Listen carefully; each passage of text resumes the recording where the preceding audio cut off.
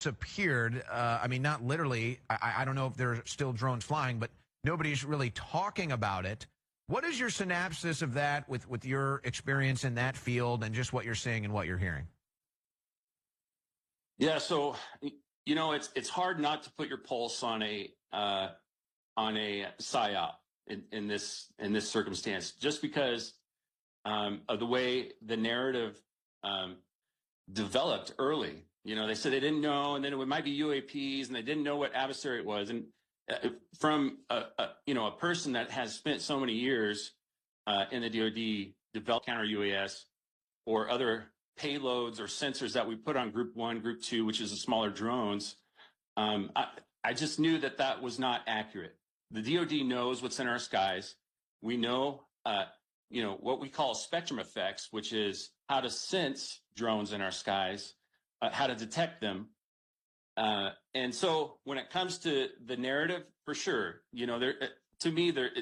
there's a level of speculation that it comes just because of what we know, what kind of technology we have. Now, as far as Congress goes, though, and the CR that they're trying to pass and the NDAA, the National Defense Authorization Act, they actually have a segment in there allocating, I think, roughly about $335 million to develop domestic or CONUS, continental U.S.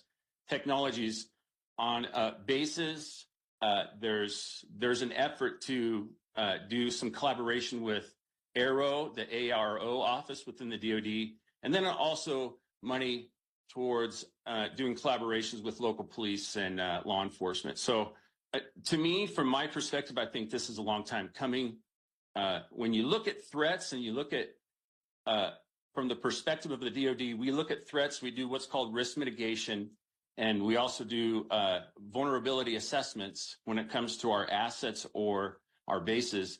And from those perspectives, this is a much needed effort in order to deter the civilian side or the domestic side of these threats. So certainly the conversation has changed since they've come out and kind of botched the narrative from the beginning.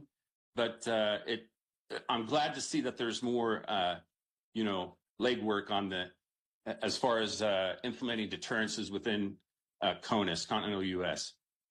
Robert Newcomb is my guest. DefendUT.com is